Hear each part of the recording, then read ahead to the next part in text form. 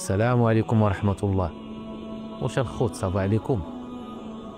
مرحبا بكم في الحلقة 11 من السيرة النبوية للرسول صلى الله عليه وسلم. وفي هذه الحلقة غادي نهضروا على الإسراء والمعراج، وغادي نهضروا على البيعة ديالو صلى الله عليه وسلم. في واحد الليلة من الليالي اللي عندها ذكرى في هذه الأمة، صلى عليه الصلاة والسلام العشاء ومشى ينعس. وفي الليل جاء عنده جبريل عليه السلام يفيقه. فاق محمد صلى الله عليه وسلم وخرج من الدار ومشى مع جبريل، وكيقول انه شاف واحد الدابه عظيمه وغريبه في الشكل ديالها، عندها الجناوح وسميتها البراق. ركب عليها ومشات به ديك الليله حتى لبيت المقدس. رحله عظيمه اللي عاشها خير الخلق، وهو على دابه البراق اللي كيركبوا عليها الانبياء. كان مرافقهم جبريل عليه السلام، وفي الطريق شاف شي حوايج في شكال حتى وصل لبيت المقدس. هادشي كامل اهل مكه ناعسين، وحتى حد ما سيق ليه الخبر. المهم فاش وصل صلى الله عليه وسلم لبيت المقدس لقى فيه ابراهيم الخليل، اول واحد غادي يشوفه، وقال باللي اشد الناس في الشبه ديالهم ليه هو صاحبكم، كيعني هو صلى الله عليه وسلم، انه زعما كيشبه ابراهيم الخليل. وشاف حتى موسى عليه السلام وصفو، قال عليه انه طويل تبارك الله. ولقى عيسى عليه السلام حتى هو، وقال عليه انه احمر البشره، ما طويل ما قصير. واشد الناس شبه به هو اروى بن مسعود الثقفي. وهكا وصفهم صلى الله عليه وسلم. وفي واحد الجمع من الانبياء في بيت المقدس في الارض المباركه، صلى الرسول صلى الله عليه وسلم إمام بالأنبياء. ومن مورا ما كملوا الصلاة جابوا ليه إناء ديال اللبن وإناء ديال الخمر.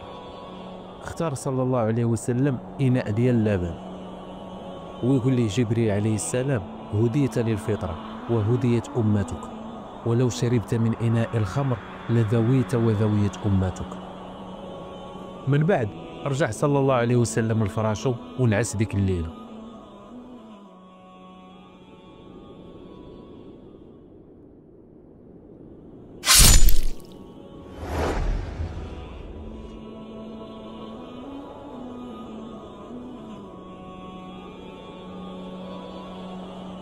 فاش فاق الصباح عاود هذا الشيء لأم هانئ، وقال لها مشيت وصليت في بيت المقدس ورجعت.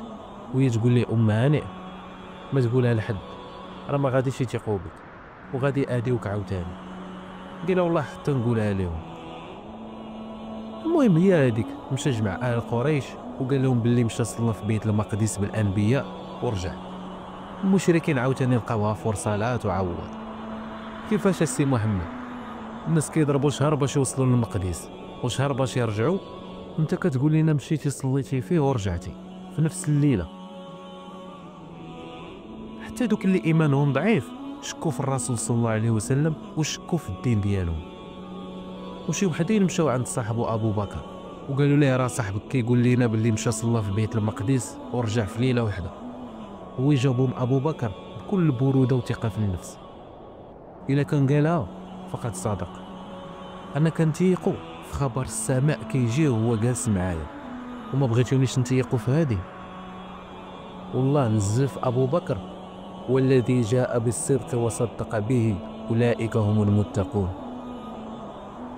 فاش تجمعوا المشركين ومعاهم ابو بكر وبعض الصحابه على الرسول صلى الله عليه وسلم، هو يقول لهم: انا غادي نوصف لكم بيت المقدس.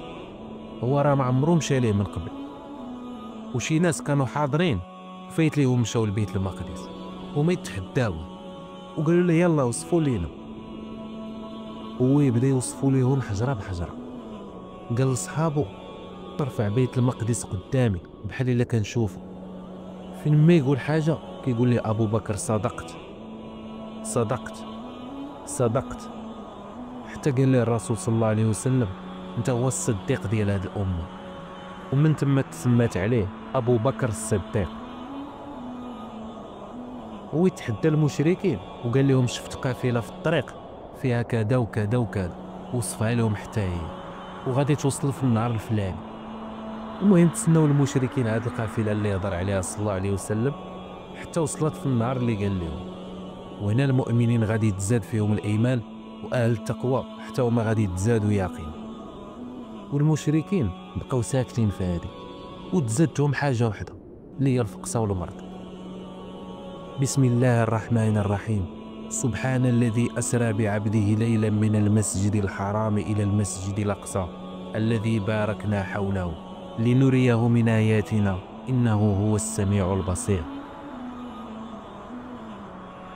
وارتقى محمد صلى الله عليه وسلم للسماوات العلى، وكان معاه جبريل، وكيستفتح ليه جبريل السماء، وكل سماء عندها الحراس والحفظة ديالها من الملائكة اللي حاضينها. المهم الملائكة قالوا شكون؟ قال لهم جبريل. قالوا لي شكون معاك؟ قال لهم محمد. وهي تسول الملائكة واش تبعت؟ قال لهم تبعت. وهي تحل أبواب السماء لرسول الله صلى الله عليه وسلم. دخل السماء الدنيا، السماء الأولى، هو يشوف واحد الراجل ترفع له النسمات، كل روح كتقبض في الأرض كترفع عنده. إلا شاف روح مؤمنة كيفرح، وإلا شاف روح خبيثة وكافرة كيحزن. قال محمد صلى الله عليه وسلم لجبريل شكون هذا؟ قال لي هذا هو أبوك آدم. هو يسلم عليه ورد عليه آدم أهلا بالابن الصالح والنبي الصالح. ارتقى عاوتاني صلى الله عليه وسلم للسماء الثانية، وتحلوا ليه بيبانها، فين ما يدوز من حدا الملائكة كيسلموا عليه ويرحبوا به. وفي السماء الثانية شاف عيسى بن مريم ويحيى ابن زكريا، سلموا عليه وقالوا ليه أهلا بالأخ الصالح والنبي الصالح. هو يرتقي عاوتاني للسماء الثالثة، شاف فيها واحد الراجل زوين، ويقول جبريل شكون هذا؟ قال ليه هذا يوسف بن يعقوب، هذا الكريم بن الكريم. ويسلم عليه يوسف وقال ليه أهلا بالأخ الصالح والنبي الصالح. ارتقى صلى الله عليه وسلم للسماء الرابعة، وشاف فيها إدريس، هو يقرأ الرسول ورفعناه مكانا عليا، سلم عليه ورد عليه السلام. طلع عاوتاني السماء الخامسة، شاف فيها واحد الراجل عنده لحية بيضاء، وقال لجبريل شكون هذا؟ قال لي هذا اللي حبوه القوم ديالو هارون بن عمران عليه السلام. سلم عليه ورد عليه السلام وقال لي أهلا بالأخ الصالح والنبي الصالح. ارتقى عاوتاني صلى الله عليه وسلم للسماء السادسة، ولقى فيها موسى عليه السلام. سلم عليه وقال لي أهلا بالأخ الصالح والنبي الصالح. هو يوصل للسماء السابعة. شكون اللي كاين في السماء السابعة؟ شاف راجل متكي بظهرو على البيت المعمور، كل نهار كيدخلوا ليه 70,000 من الملائكة وما كيدخلوش مرة أخرى. شكون هذا الراجل اللي متكي بظهرو على هذا البيت؟ قال لي جبريل هذا هو باك إبراهيم الخليل. سلم عليه ورد عليه السلام وقال لي أهلا بالابن الصالح والنبي الصالح. هنا صافي حبسوا الأنبياء في السماء السابعة، ولكن الرسول ديالنا صلى الله عليه وسلم فاتها، وصل لواحد البلاصة اللي هي نهاية الخلق، سدرة المنتهى. حتى جبريل عليه السلام فاش وصل لهنا ما قدرش يطلع، ولكن محمد صلى الله عليه وسلم طلع وقال شفت جبريل في هذه البلاصة خايف من مقام الله، ولقد رآه نزلة أخرى عند سدرة المنتهى عندها جنة المأوى. صدق الله العظيم. سدرة المنتهى هذه المرتبة ما عمر وصل لها شي نبي ولا شي ملك. ارتقى صلى الله عليه وسلم وشاف واحد النور وهضر مع الله عز وجل مباشرة، ولكن الحجاب ديال الله هو النور. وقال إلا كشف الله الحجاب ديالو كاع الخلق غادي يتحرقوا بالنور ديال وجهه. أعظم اللقاء ديال الله عز وجل بمحمد صلى الله عليه وسلم. المهم كيف قلنا هذا الرسول صلى الله عليه وسلم مع الله مباشرة، ولكن ما شافوش. هنا فين فرض الله عز وجل على الرسول ديالنا وعلى الأمة أعظم العبادات واللي هي الصلاة. الله فرض الصلاة من فوق 7 سماوات، واللي كان العدد ديالها 50 صلاة في النهار من الفجر حتى الفجر. فاش كان الرسول صلى الله عليه وسلم راجع داز على موسى بن عمران ويسولو شنو فرض عليه الله، ويقول ليه الله فرض عليا الصلاة. قال لي شحال من صلاة؟ قال لي 50. هو يقول ليه موسى الأمة ديالك ما غاديش يقدروا عليها. وموسى كان رفيق بالأمة ديالو وبأمة محمد صلى الله عليه وسلم. قال ليه سر رجع عند الله عز وجل وطلبوا يخفف عليك. رجع عليه الصلاة والسلام عند الله عز وجل باش يشفع لهذه الأمة ويخفف عليها عدد الصلوات، وينقص ليه الله عز وجل 10 ديال الصلوات وخلاها 40. فاش كان راجع عاوتاني صلى الله عليه وسلم تلاقى بموسى وقال لي شحال خلاها؟ قال لي خلاها 40. هو يقول ليه رجع راه الأمة ديالك ما غاديش يقدروا عليها. ورجع محمد صلى الله عليه وسلم عاوتاني وطلب التخفيف وولات 30. بقى في كل مرة كينقص الله 10 الصلوات حتى ولاو 10، وفي الاخر خلاها 5 ديال الصلوات. فاش نزل عند موسى قال لي شحال؟ قال لي 5 الصلوات. ويعاود يقول لي موسى ارجع الى ربك وطلب منه التخفيف، راه الامه ديالك ما غيقدروش عليها. هو يجاوب صلى الله عليه وسلم صافي حشمت واستحيت من ربي. هو يقول اللي صلاهم ايمانا واحتسابا غادي يكونوا ليه بحال 50 صلاه، غادي يصلي 5 ويتكتبوا ليه 50، والحسنه ب10 امثالها. وهذه الفريضه الله عز وجل بغى يفرضها على هذه الامه بمعراج الرسول صلى الله عليه وسلم. ان الصلاه كانت على المؤمنين كتابا موقوتا. ومن بعد الاسراء والمعراج بدا كيجتهد الرسول صلى الله عليه وسلم في الدعوه لله ولدين الحق، والشعار ديالو فاصدع بما تؤمر. ولا كيستغل مواسم الحج.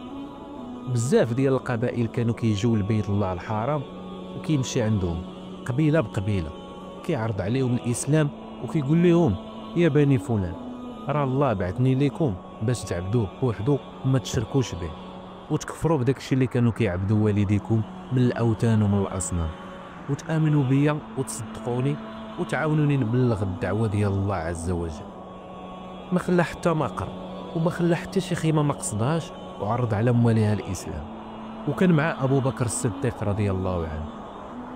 كان تابعهم واحد الراجل كيف ما قال الراوي، واحد الراجل الحول، فين ما كيمشي صلى الله عليه وسلم عند شي قبيله كيجي هذا الحول وكيقول لهم يا ايها الناس هذا راه ولد خويا كيدعوكم باش تكفروا باللات والعزى، وجاي كيقول لكم شي حاجه ما كتعرفوهاش ما تديوهاش فيه.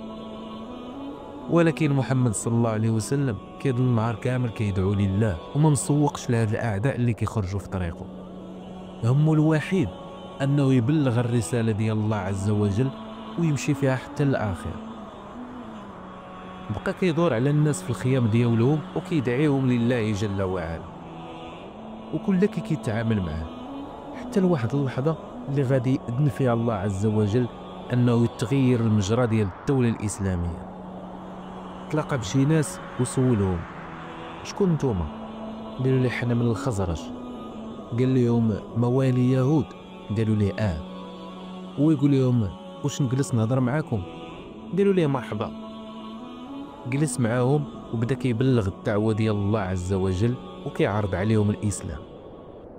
عجبهم، وهادو تا هما كانوا مشركين وكيعبدوا الاصنام.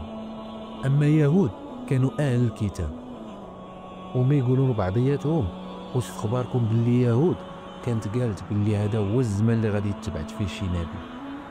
المهم امنوا بمحمد صلى الله عليه وسلم وبداو كيتعلموا منه الدين.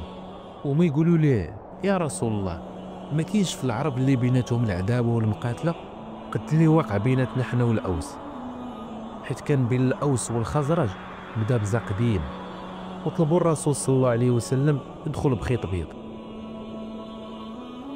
فاش تعلموا الاسلام ورجعوا للمدينه اللي كانت كتسمى يثرب، ما كاينش شي دار في يثرب الا وكتهضر على محمد صلى الله عليه وسلم.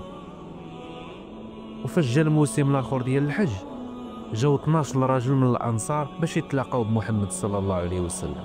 وباش يبيعوه على انهم ما غاديش يشركوا بالله وما يسرقوش وما يزنيوش وما يقتلوش ولادهم، ويطيعوه صلى الله عليه وسلم وما يعصيوش. صفت معاهم واحد الراجل اللي كان اول سفير في الاسلام، واللي هو مصعب بن عمير. هذاك الشاب اللي كنا هضرنا عليه في الحلقات اللي قبل، اللي كان لاباس عليه، ولكن فاستسلم سمح في كاع الملذات ديال الحياه وهاجر بوحدو ليثرب باش يعلمهم الدين. مشى عنده واحد الراجل سميتو اسعد بن زراره، واللي هو سيد من الساده ديال الانصار، باش يتعاونوا على الدعوه لله والدين الاسلامي. ما خلى مصعب حتى دار الا وقراهم القران وعلمهم الاسلام.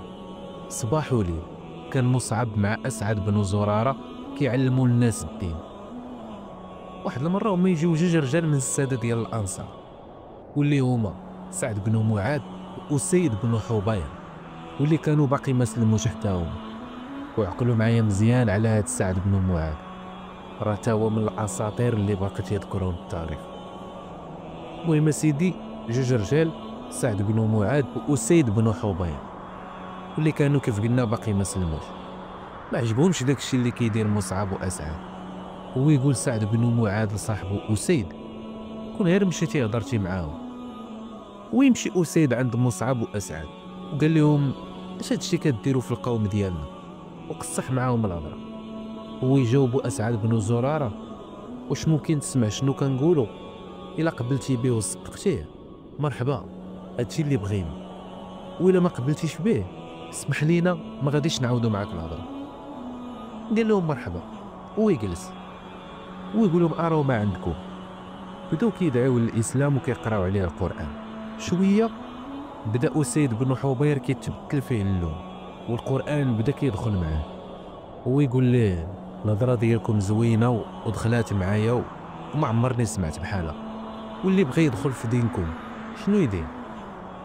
قالوا ليه والو، يغتسل ويرقي حالته يشهد ويصلي جوج ركعات وها هو ولا مسلم. ناض اسيد بن حبير هو يرجع عند صاحبه سعد بن معاذ. فاش شافو سعد هو يقول والله حتى رجع بوجه مبدل على الوجه اللي مشى به. اسيد قبل ما يرجع عند صاحبه قال انا غادي يمشي عند سعد بن معاذ سيد القوم ديالو، وإلا امن القوم ديالو كامل غادي يتبعوه. فاش جا عنده هو يقول ليه سير عندهم وسمع شنو غادي يقولوا لك. جا عندهم سعد ويقول لهم اش هاد الروينه خلقتوا لينا هنايا؟ بدا كيقول لهم درتو فعلتو، عطيونا اتساع، فتونا عليكو. ويقول لي اسعد بن زراره جلس وسمع شنو عندنا، الا عجبك مرحبا، ولا ما عجبكش اسمح لينا ما نزيدوش معاك الهضره. قال لهم ما قلتو عيب. هو يجلس وبدا كيقرا عليه القران حتى هو تاثر وبدا القلب ديالو كينشرح وجهه كيتنور.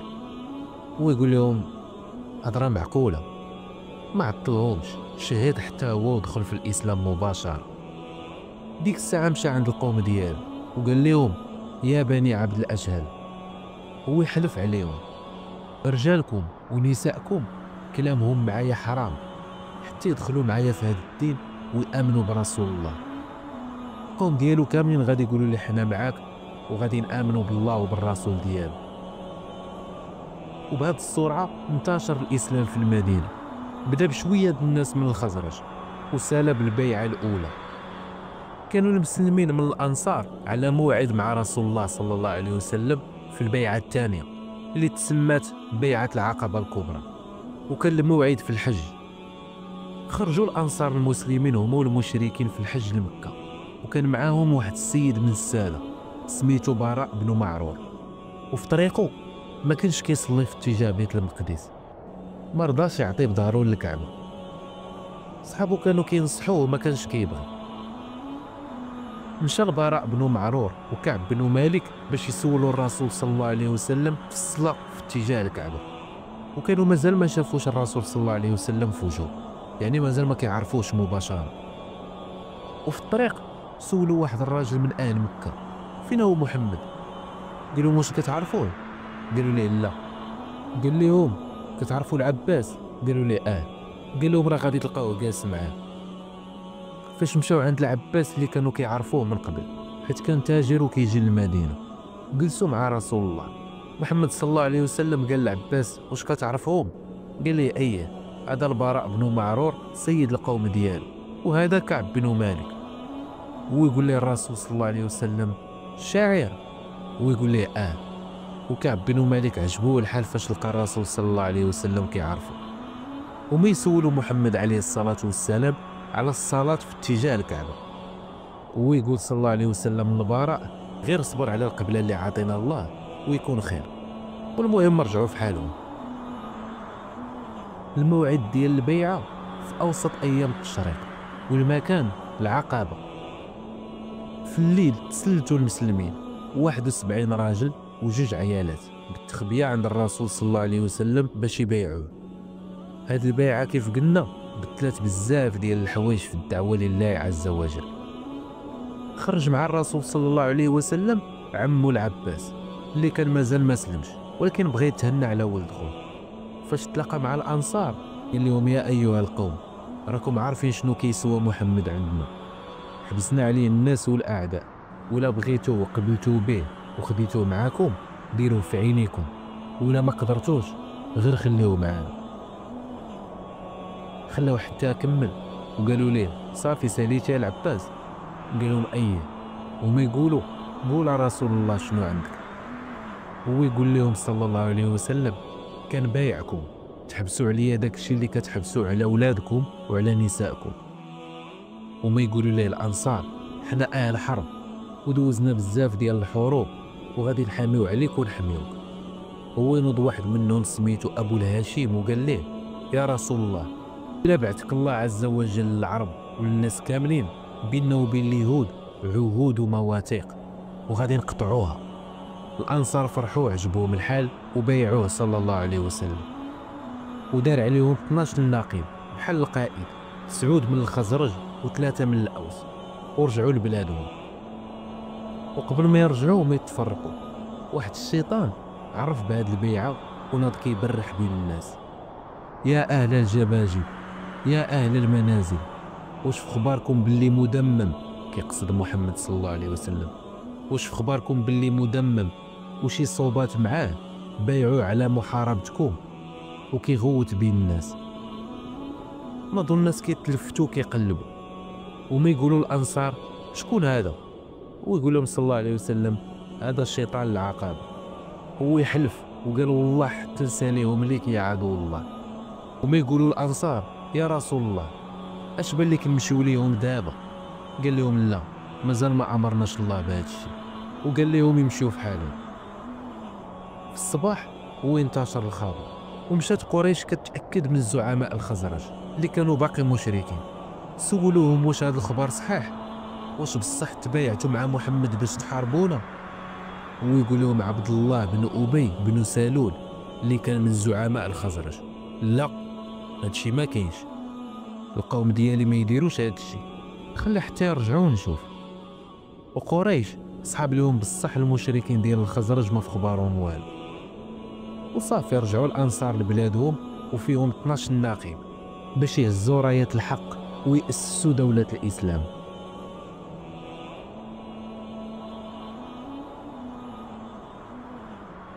السلام عليكم.